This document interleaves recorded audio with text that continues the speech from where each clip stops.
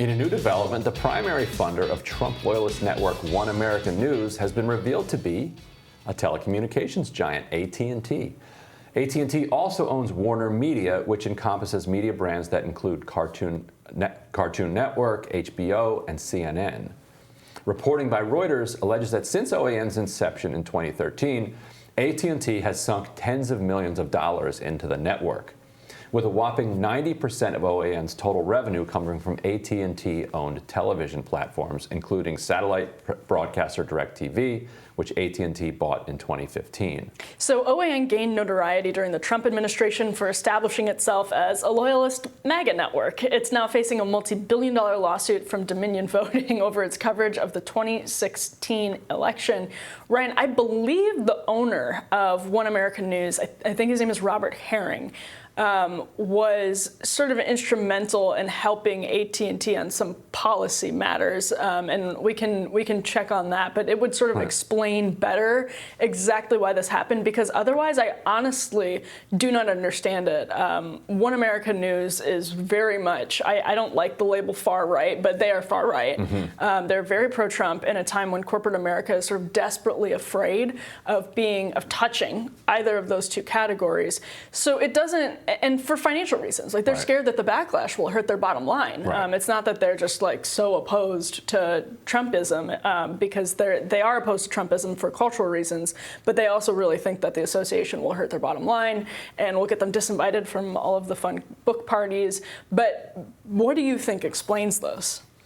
Well, I think business linkages are the most likely explanation. Yeah. There was this. A similar kind of parallel type of network and political symbiosis that happened when there was, I forget the exact details of it, but NBC was pushing for a merger. Al Sharpton's civil rights organization was considering whether or not it was going to oppose the merger, which what the National Action Network does on mergers has significant influence on regulators at times, and this was happening at the same time that Sharpton was negotiating contract for his show on MSNBC, and there was reporting that NBC was saying just be extremely generous with Sharpton on this, because we're trying to do this merger here and we don't want him as an enemy blowing up our merger. And so when you have these conglomerates that need government regulation and have these endless platforms that they can give to people who can be helpful in that regulatory process, then it becomes very easy to say, well, here, throw them a bone, give them channel 1022. Yes. For which then they receive huge payments. Like, that's the weird thing that people don't understand about cable. Like, how are these cable companies making money? Well,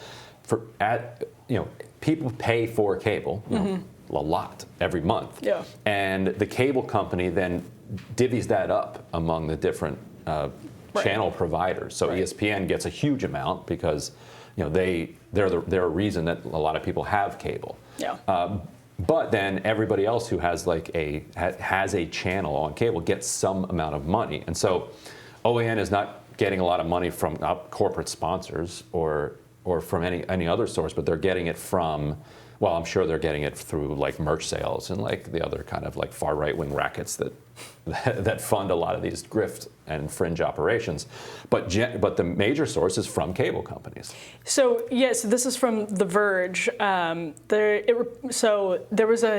about the merger. OAN court testimony claims that AT&T executive Aaron Slater offered to put the network on DirecTV in exchange for help with lobbying government regulators. The Herrings allegedly met with FCC officials to discuss the merger and also offered to, quote, cast a positive light on AT&T in news coverage, which I'm not sure how important that actually was to AT&T, because I'm not sure how many people how many eyeballs were glued to OAN, especially back that many years ago.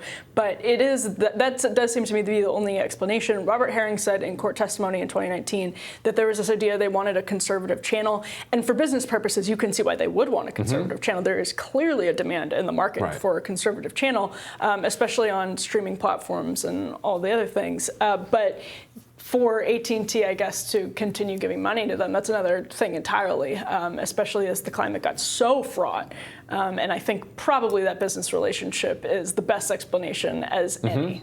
Yeah, I think that's Occam's razor. Like that would explain it right there. It's more valuable to them to get these mergers approved than it is risky to them to have them on. That was before. That's very telling, though. Right, but that was also before they started accusing Hugo Chavez of like stealing the election from Trump. Like literally, like that was like, and he's dead. So you don't have to go very far. I'm sorry to for your debunk that loss, one. by the way. The revolution lives on. Yes.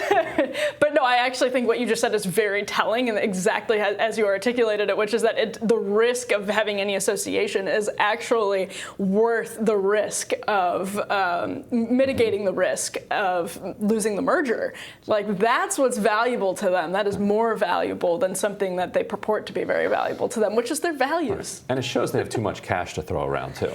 Clearly, they have too much cash to throw around. Which means cable bills are too high, which I think everybody would agree with. The rent is too damn high. The cable is too damn high. Yeah, they should throw. I mean, I don't know. I don't know how OAN is using that money, but I feel like they could get better sets. They could get, they could pump it up a little bit. It also means if you're funding, if you have cable through this service, then you're funding OAN. That's true.